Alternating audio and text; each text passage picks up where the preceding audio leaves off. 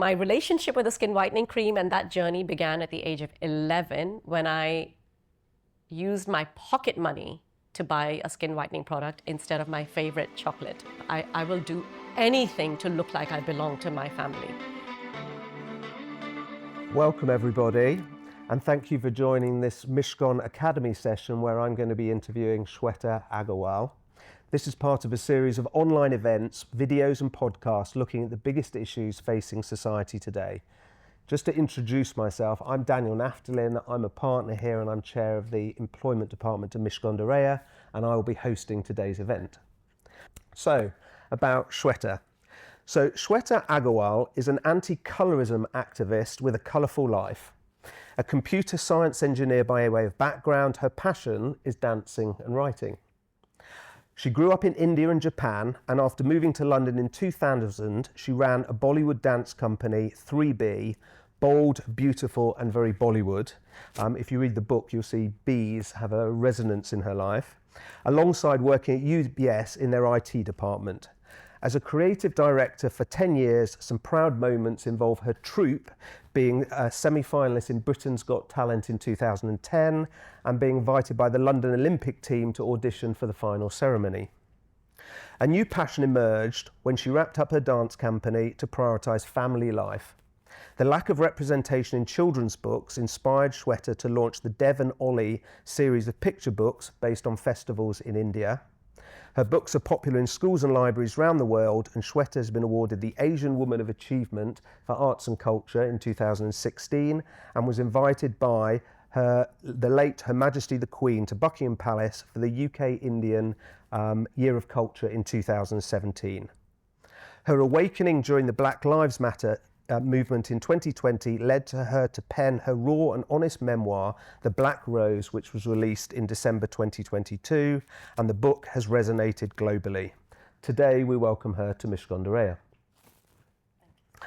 We plan to take questions at the end, but if you've got any burning questions as we go along, please feel free to put your hand up and we'll try and incorporate them during the session. So,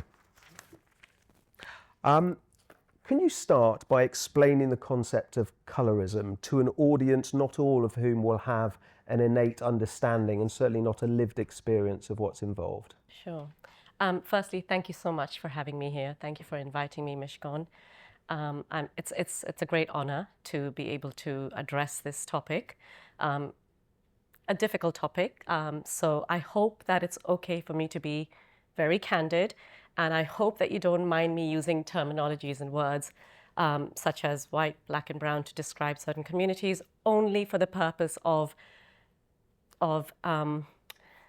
being able to explain the topic and and putting it in context, but not obviously in any other manner.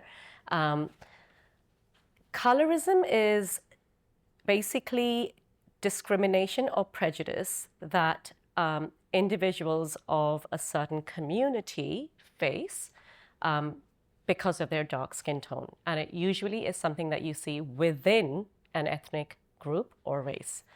But that's not to say that you don't see colorism from somebody outside of the race.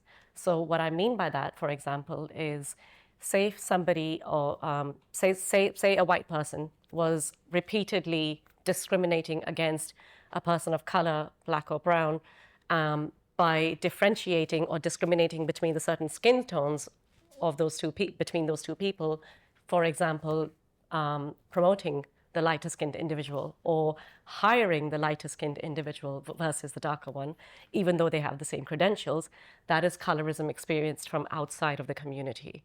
But it tends to be from within the community. Thank you. So I read your book when I was on holiday, and I was asked to read it by Nadeem as part of introducing this session. And I really didn't know what to expect. I mean, I thought this is going to be really, really heavy. It might be quite difficult to read. And in some ways it was. It was a very raw and emotional book about your life. But it was very, very easy to read. I mean, in some ways you get very invested in your experience and the way you deliver the story is a bit of a page turner in some respects. And we'll get on to some of that personal story a little bit later. But But the title, The Black Rose, is obviously very evocative. What did the black rose symbolise, and why did you choose it as a title for your book? So firstly, thank you so much. I really appreciate your feedback and the fact that you enjoyed reading the book. It's a heavy read, so the fact that you chose to read it on holiday means a lot. But at the same time, the fact that you found it an easy read and a page turner, that means a lot to me as well. So thank you so much for that. Why did I choose the title, The Black Rose? Because I felt like it represented the anomaly that I was in my family. And one specific incident in my life, which I will explain a little bit about right now.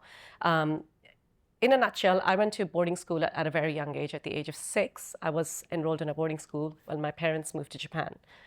And at that boarding school, there was a gardener, a really frail old gardener, who was plucking out these roses. And he wanted to put this, he was plucking out all of these roses for a bunch. And then he looked at one and he just said, he threw it away. And I asked him, I said, well, what was wrong with that rose? And this is me at the age of 7 at this boarding school. And he said, oh, it's too dark. It doesn't belong in the bunch. And that really resonated with me because my parents are both very, very light-skinned, to the extent that my father didn't even look Indian. He looked Italian. He looked, European, very, very light-skinned, jet black hair, light brown eyes. My mother's very light-skinned, so is my brother. Among 22 members of my paternal side of the family, the brothers, the sister, their spouses, their children, I'm the only dark-skinned person in the entire family. And I was 10 shades darker than I am right now. As a child, I was 10 shades darker. So I was the anomaly. And the black rose, in that sense, that incident really resonated with me. And I just knew when I recalled that incident whilst writing the story that that's got to be the title of the book. So you described this incident at your boarding school at the age of 6. I mean, 6 is quite young to have any sort of understanding, appreciation of the issues and what even, that you're experiencing some form of discrimination. What was your earliest experience of colorism, and how did that then play out as you started growing up? Yes, so it was a very traumatic experience having had to go through boarding school at such a young age. And that too, when I was all the way in India and my parents were in Japan. And back in the day, in the 1980s, I only spoke to them once for 3 minutes in total, every fortnight. I only saw them once a year when they sent me a ticket to see them on an annual basis, and that was it. My first experience of colorism without my parents by my side, for me to be able to make sense of what had happened, was when an aunt told me, I was dancing away merrily, as I've always done from the age of 6. I love dance, on this tabletop. She'll be coming down the mountains when she comes to that song. And she just yanked me and she said, come down, look at you, you've turned from black to purple. And I didn't understand what she meant by that. As purple as an aubergine, that's what she said. And I didn't understand what she meant. And another aunt then jumped in to defend me and she said, well, let her dance. What's wrong? Like, let her enjoy herself. And she said, well, what is she going to gain out of this? It's not like she's going to become a Bollywood actress anyway. She's too dark to be one. And that's exactly what I wanted to be back then as a 6-year-old. That really stung the very first time I was faced with colorism, but I was also faced with colorism not just based on my color, but also essentially told that certain careers are out of reach. I can't do something because I'm dark. And, and I felt that sense of inadequacy. But the second, if you don't mind me sharing another one, which actually hurt the most, and I still well up when I talk about this, is somebody I describe in my book as the wicked man, who was 60-something years old, and he was my grandfather's best friend. And he used to visit for tea daily because his shop was around the corner from my grandparents' place. And he asked me to serve, well, my aunt asked me to serve him tea one day, and so I did. And when I took the tea to him, he literally just pushed me away and he said, go tell your aunt to make this stronger. I want it as dark as the color of your skin. And even as a 7-year-old, I remember processing that and thinking there is something so terribly wrong, hurtful about this comment.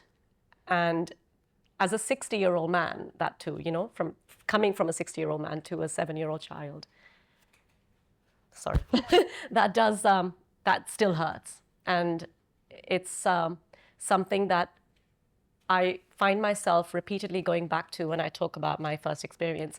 That one is the worst experience. But one thing you come across reading the book is the sort of casual colorism. It's not, you know, I think in our environment, people probably, or most of the time, appreciate when they're saying something that is so overtly discriminatory about something. I mean, I understand there's a lot of subconscious discrimination of different forms, but the language that's frequently used was so overtly colorist. And in your family and amongst friends, and were there people in that environment who were challenging that sort of language? Because it didn't come across that way in the book. It felt like you were very much alone in this environment, and everyone was sort of saying, there, don't worry about it. It's just, you know, nobody means anything by it. That's exactly what it was, and that's exactly how it was. Nobody challenged the remarks, the choice of words like Kali, which means black, and Kallo, which is essentially a nickname for the same thing, black. I was called the ugly duckling. I was called Blackie. You know, one bully in my school went as far as to calling me a bastard child because I didn't look like I belonged to my family. But nothing was challenged at all, because it's just, it was almost kind of like either people were immune to it or colorism was accepted. It's how they rolled. And sadly, in society, in the South Asian community, we still see that quite a lot. And I think this is partly the reason why, when I started writing my story, I wanted readers to understand that these are not just words. It's not just a joke. These words matter and they stick.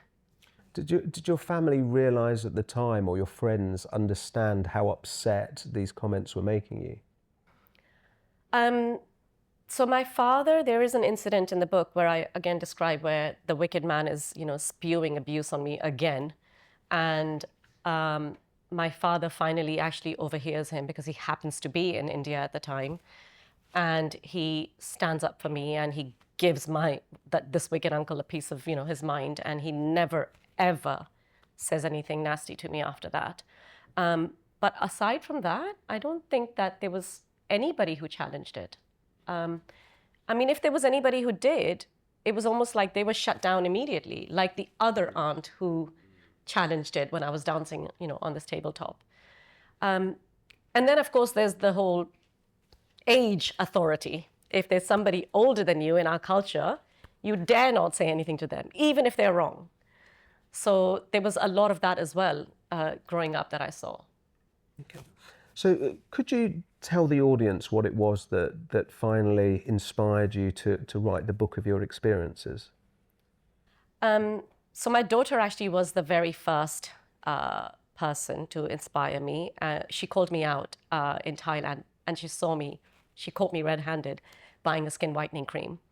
And I had a conversation with her, and I felt like the biggest hypocrite because I, you know, to my child obviously preached that you should be happy with who you are and, you know, you're beautiful exactly the way you are. But obviously for me, the color bias was so deeply ingrained from all the experiences that I had that all I cared about was looking lighter. The second experience was the tipping point and the real massive big awakening, and that was during the Black Lives Matter movement.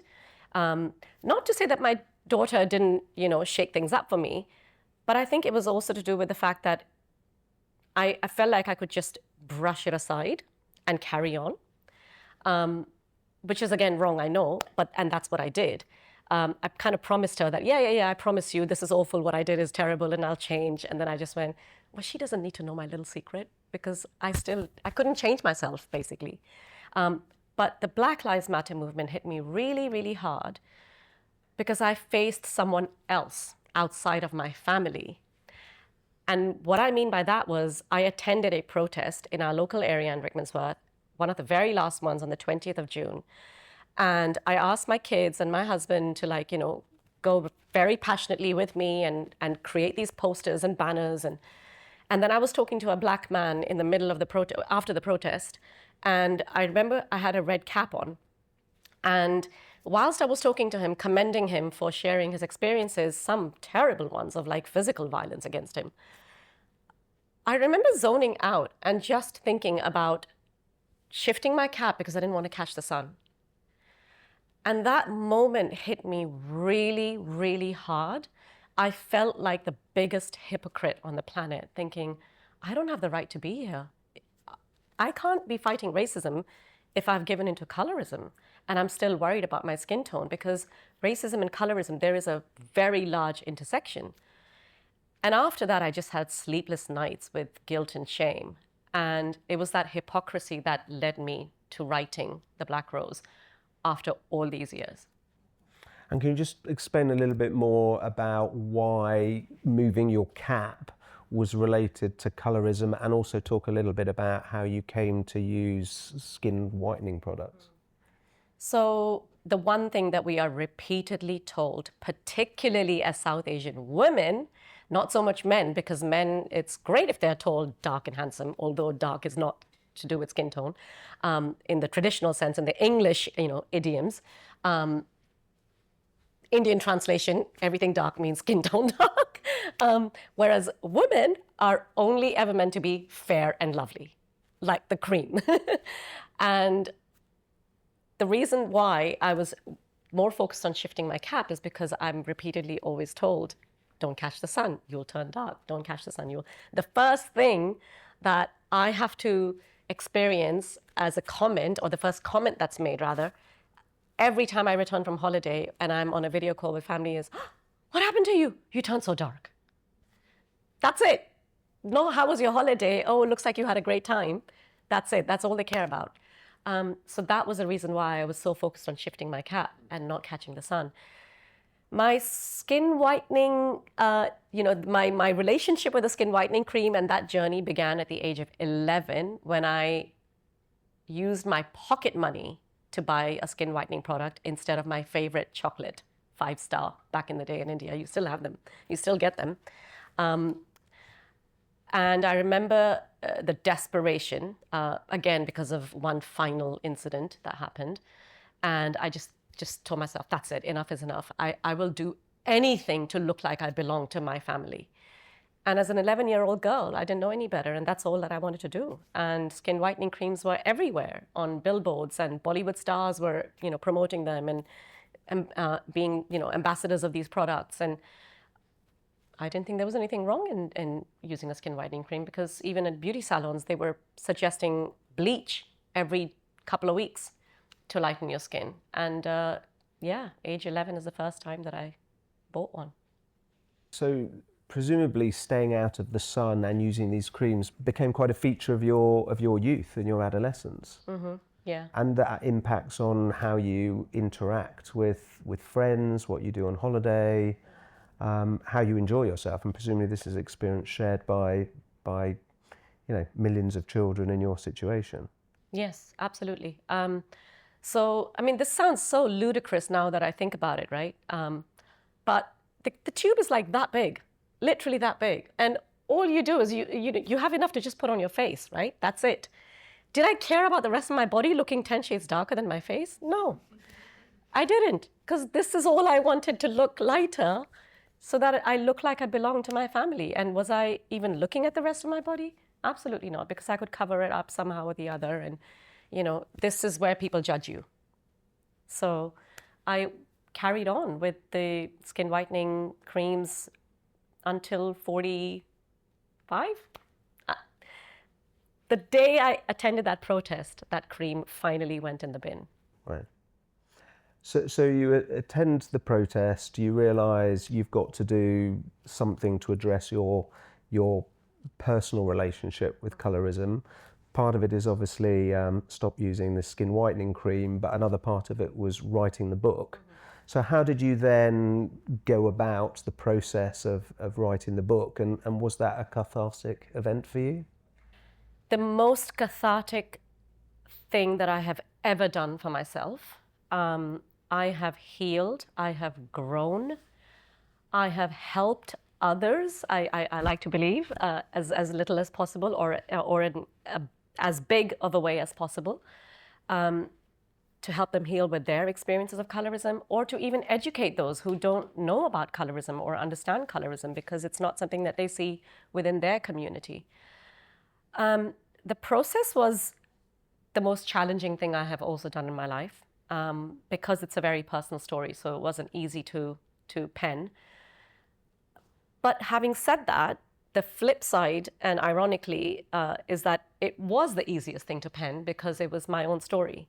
And so the challenging part was recollecting everything and putting that in words, and putting that in words to the extent that for readers, because I wanted to make a difference, for readers, they're able to picture that.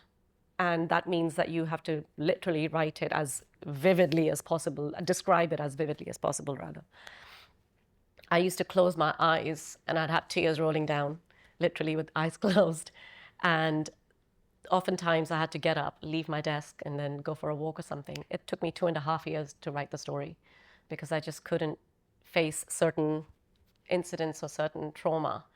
Yeah, it was a difficult process, but I'm so glad that I did. I have absolutely zero regrets. In fact, I wish I'd done it sooner.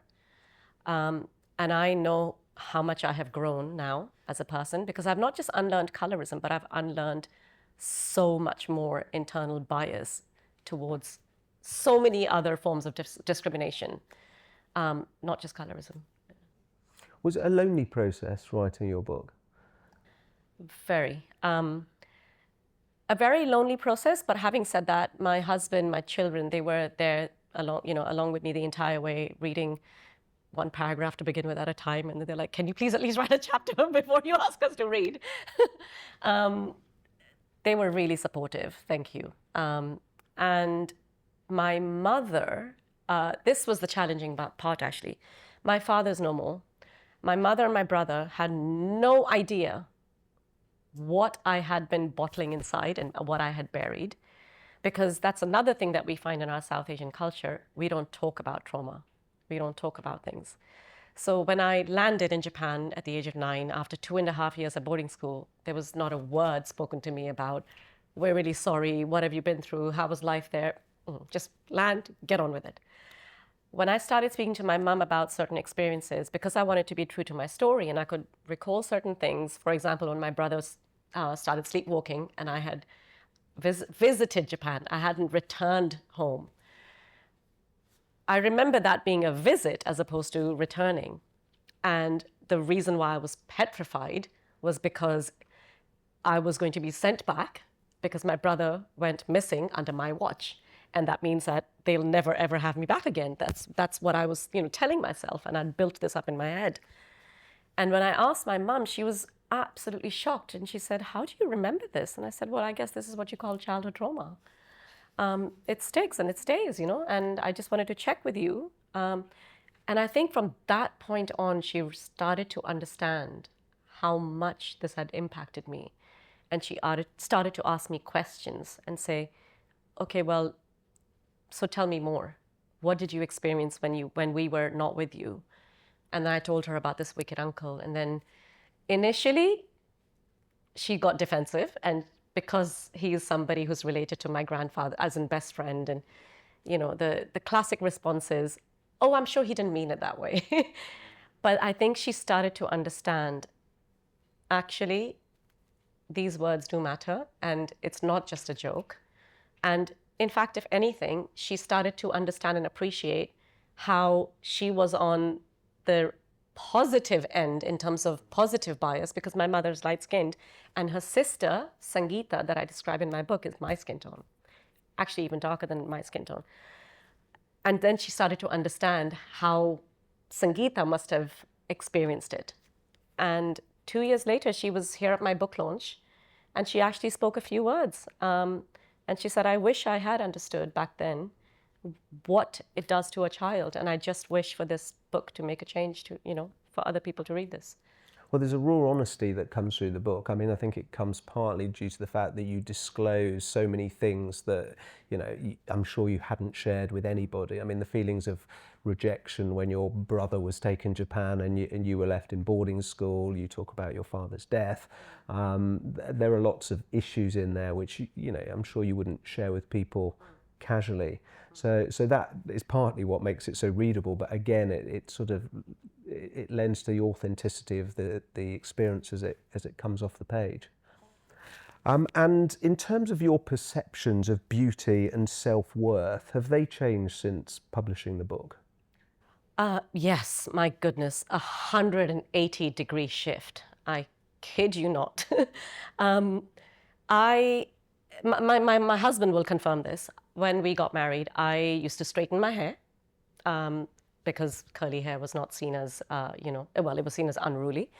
I used to wear light brown contact lenses to look, I guess it was about proximity to Eurocentric beauty standards, right? Obviously very body conscious as well. Skin tone, fair and lovely all the way.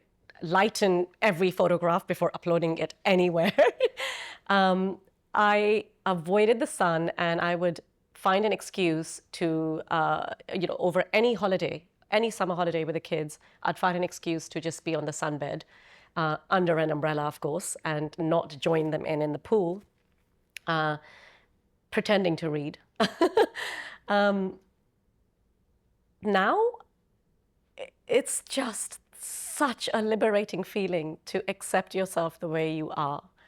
And, the hair, the skin, body shape, everything. I've got, I embrace the stretch marks that I have on my stomach from having two beautiful children. It's made such a difference to my self-esteem, this unlearning journey. And I just really, really wish and want nothing more than for women to just accept themselves as they are and not succumb to beauty standards, because I sleep like a baby at night now. I mean, I was going to ask you, if I was to ask you what you would want a young girl of your background to take from reading your book, is this the sort of thing that you would say this is what your response would be? Absolutely, absolutely. I think what I would love for a young girl to take away from this book is to understand that she is beautiful exactly the way she is. I would like her to embrace self-acceptance and be proud of herself. I would like her to break the cycle and actually, in the future, be a beacon of hope for the generations ahead. Because there is so much out there that is telling us constantly, you're not good enough, you're not beautiful enough. There's so much noise that it is very easy, especially now in this day and age, with, the media in your face constantly. And I really worry. I worry for the generations ahead and young girls. So one of the reasons why I wanted this book to be an easy read is precisely for that reason. I wanted young girls to be able to grab this book and resonate with it, read it, and feel empowered by it.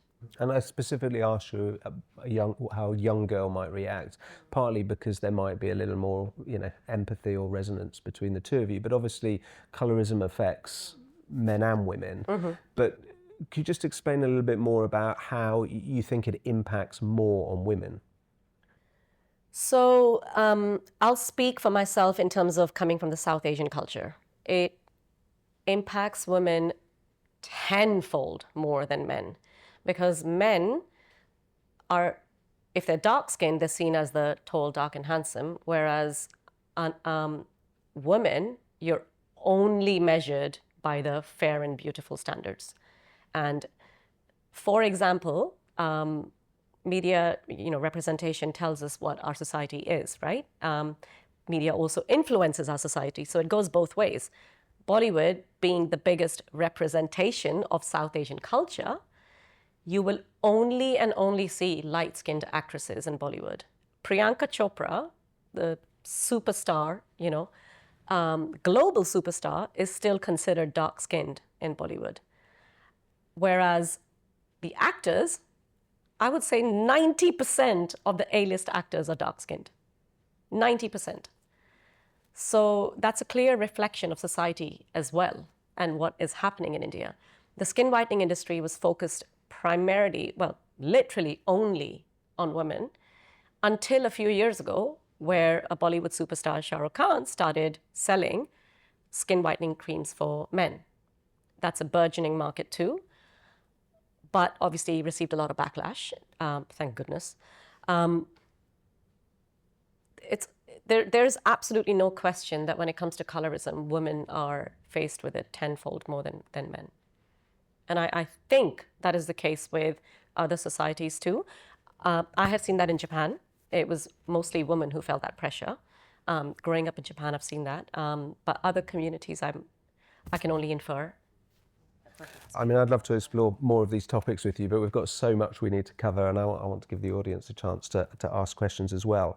But the beauty industry is obviously a big part of this. It's obviously incentivized to affect people's perceptions in order to sell more product. Do you think the beauty industry has changed in recent years, either to promote more skin whitening or to recognise the problems that come with it? The beauty industry, I feel like at the moment, and for a long time actually, have just been doing the tick the box exercise. And what I mean by that is that there is a little more representation now. We see a few more shades of brown in like foundation creams, etc. In India, ironically, although there's a lot more various shades of brown, there wasn't any brown foundation or anything to do with brown skin tone, embracing it, celebrating it up until a few years ago. And last year when I visited India, I was pleasantly surprised to see that women of my color and darker were actually on billboards of this big brand called Lakme. And that gave me hope. I was like, finally, we're getting somewhere. So there is some change, but I feel like it's a tick the box exercise because the skin whitening industry, on the other hand, is still booming. And what I mean by that is, back in 2020, the entire industry globally was valued at about $8 billion. It's now projected to, I think it's, we're in 26 next year. It will reach 12 billion by 26. 12 billion. Whereas the tanning industry was valued at only $1 billion back in 2020. And it's projected to go up to 2 billion by 2026. And is this because they're continuing to market products, or is this driven by social media? I mean, I presume that has a big impact on things. I think it's a bit of both. Social media, the bigger media, movies, etc., and people and people's mindset. And what sort of reactions have you had to your book, both nationally and internationally? So I didn't think in my wildest dreams, to be honest, as a self-published author, that I would be here today, delivering a talk and being interviewed by you at an amazing law firm like this, and a few other speaking engagements that I've had, because I honestly thought if I sell 50 copies and if I make a difference to 5 lives, that's success for me right there. And the response has been phenomenal, because 2 things that I have seen on reviews repeatedly. 1, I saw myself in this. Thank you for writing your story. I feel seen. 2, thank you for bringing up a topic that is just not discussed enough. And it's been resonating from readers all the way from Brazil to Bali. Because sadly, 80% of this world is people of color. So it's something that actually even if there's slight differences in nuances, it resonates. But one thing that struck me, at the back of your book, you name some organisations that people can contact if they faced colorism, or if they want to get involved in the movement to resist. But to my mind, it seemed quite disappointing that there wasn't a more active movement or a more powerful movement. And in particular, there didn't seem to be a particularly strong movement in the South Asian continent. And it's you know, are people telling similar stories in India, or is this a movement that is moving west to east? So it is quite sad and disappointing, because I haven't seen much of a movement, as much as I would have liked to have seen. People may share their stories, but in a kind of private space, maybe, but not publicly. What I find the most disappointing, actually, is that when people like myself call out colorism, the backlash that I receive is shocking. Shocking. And what does that look like? So, for example, when I celebrated Simone Ashley in Bridgerton, and I was so happy to see that, brown skin representation. And then I mentioned like Charitra Chandran and Maitri Ramakrishnan from Never Have I Ever. And I said, finally, whilst, Bollywood is celebrating light-skinned beauties, we are seeing global mainstream media channels celebrating melanated beauties. That reel went viral and had like 7 million views. But the comments, more than 1,500 plus comments on my reel, were mostly negative, saying, and mostly coming from Indians in India, saying, what are you talking about? Of course we have dark skin representation. We have Priyanka Chopra. Yeah. And that's all they had. And when I called out, don't get me wrong, extremely proud moment for me to see this super amazing pop star, Diljit Dosanjh, feature in Coachella and become the first pop singer to represent South Asian culture, Indian culture in Coachella. Quite a few of his songs, and one in particular, had this lyrics repeatedly, and the word used as Goriya, which means light-skinned woman. And Gori and Goriya means light-skinned, but also implying beautiful. And so I just created something to say, please just change your lyrics. Thank you and well done for the representation. You could just say Soniye, which is the same thing. But oh my God, I had death threats from that one reel calling out just the one word in song lyrics. So. And that's from people within the community, presumably.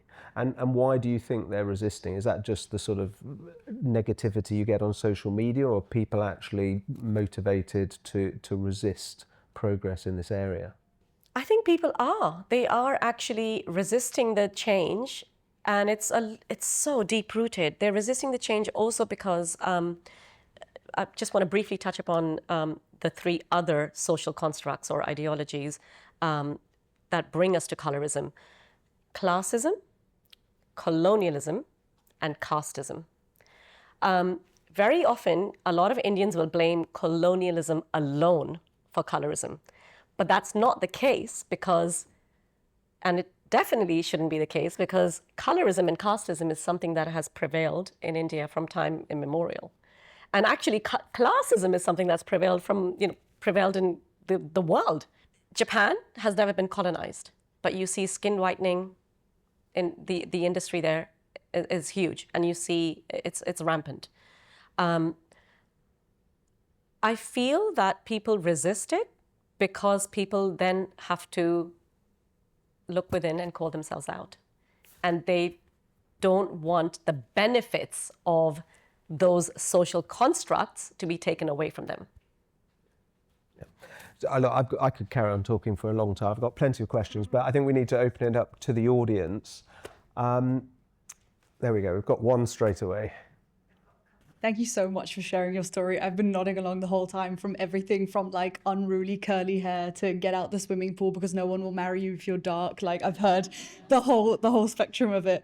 And I think it's really interesting, especially the South Asian culture, where sometimes the description of light and dark are equated to good and bad, about having like safed skin as white skin and clean skin as opposed to dirty and dark skin. And especially in the UK, we've got so many kind of South Asian transplants.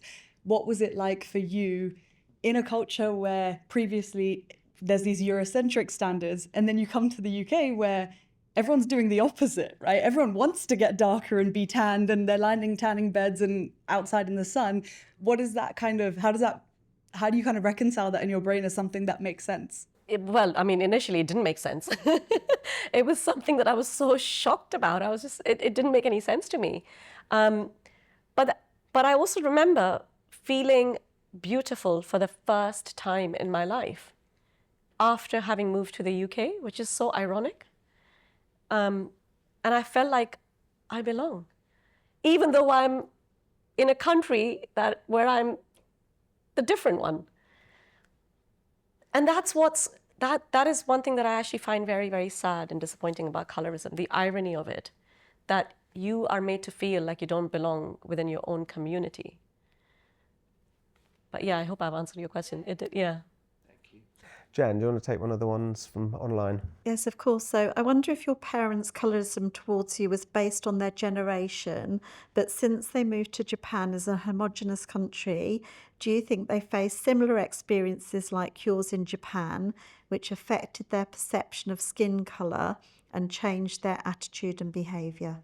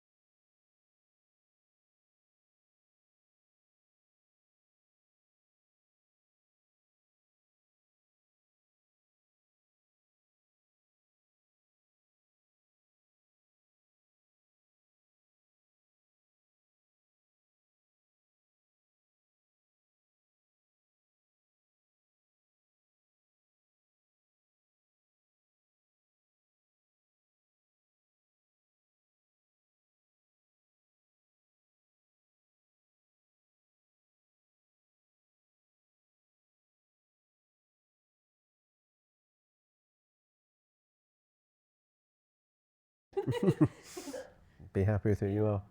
We've got some lovely comments here. Amazing book, and I also read it on holiday.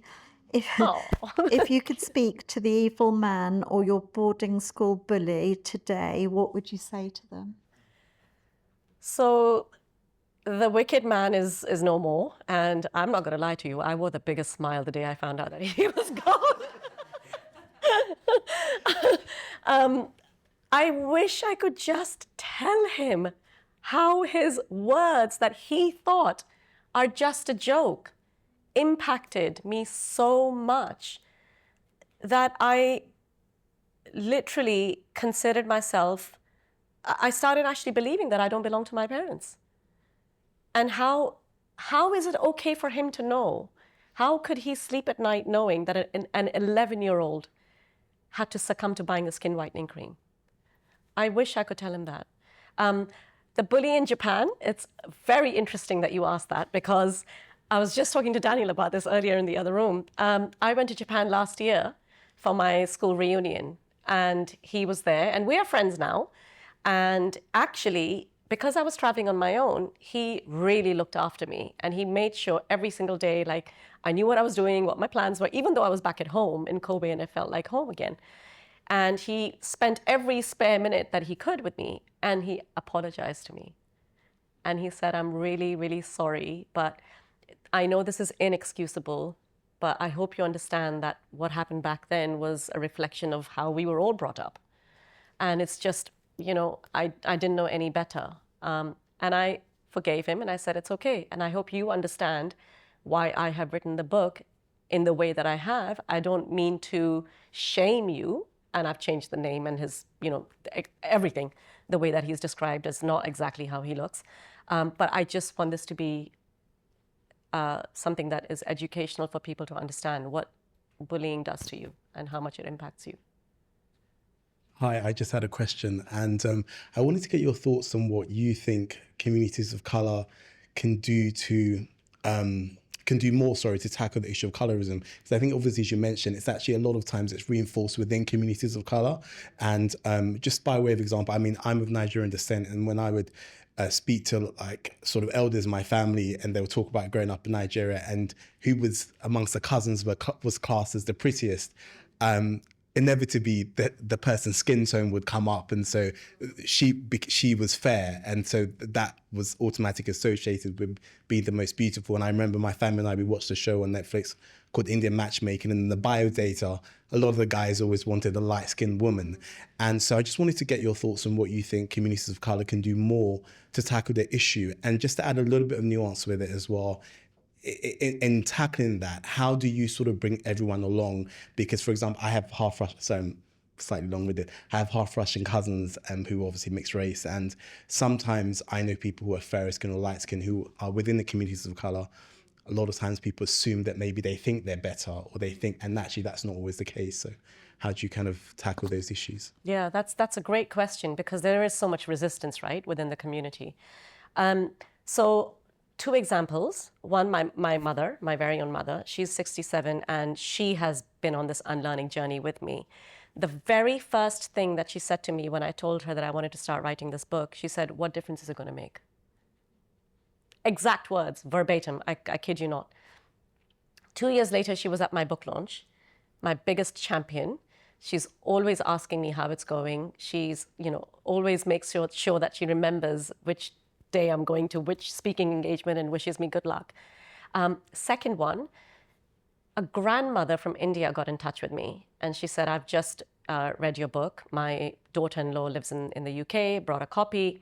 And she said, I was about to give my 7-year-old granddaughter a shower and say, come here, let me make you gori. Because as you were saying, dark skin is seen as dirty, right? She said, I literally swallowed the words. After reading your book, I have changed my vocabulary. So I think it's a very simple answer, but I think it literally comes down to explaining to people, why are you using such words? Do you understand the impact of these words on the people who are on the receiving end? Why does color matter to you so much? And the second thing is, my daughter has actually mentioned this to me. And she said, Mummy, you know what? Everything is all about cause and effect. Just ask why. And keep peeling this one layer off after another and keep asking why. And then eventually, somebody who's extremely colorist will realize how ludicrous the entire thing is and how ludicrous their answers are. And, you know, they'll have their answer. And I said, that's actually brilliant. That's a genius idea. And that's exactly what I do now. I just ask why, because I want to understand their mindset. Also, quite often what happens is they've been through it themselves and they end up projecting it on you, right? They trivialize it. In that generation, they trivialize it. So another example, 70-something-year-old man is talking to me, trivializing my experiences of colorism. Oh, what's the big deal? I was called this as well, and my name is Kishan, which in the Hindu mythology means Lord Krishna, the dark one. Literally, his name means black, right? Blue-black. And it didn't bother me. Then he would say something, and oh, I was called this, and it didn't bother me. 5 or 6 times later, I said, well, clearly it did bother you. Because you're 70-something years old, and you can recollect everything. And the penny just dropped on him, and he went, oh my God. And I think that's what it is. They trivialize it in their own heads, but it has bothered them. So it's okay to break the cycle. And I think it literally is as simple as that realization. So this final question says, great talk, thank you. I would love to hear what impact you think a happy marriage can have on self-acceptance. Ooh, good one. Shall I pass the mic to my husband here? I think all love begins with self-love. And I have learned that and finally realized that. And I know that one of the questions that we were talking about earlier was about vulnerability. And we often, because we, from the culture that we come from, we are supposed to like bury our trauma and everything, right? We often see vulnerability as a weakness. But I feel like if we start to see it as a strength, then share candidly, then as a result of that, heal. And as a result of us healing, encourage others to heal. The bond after that is unbreakable. Thank you very much. Thank you very much for attending, everyone. Most of all, thank you to Shweta for sharing such a personal story. If you thought she was a fascinating speaker, you should read the book because it is amazing. There are copies outside and Shweta will be happy to sign for you if you'd like. Thank you.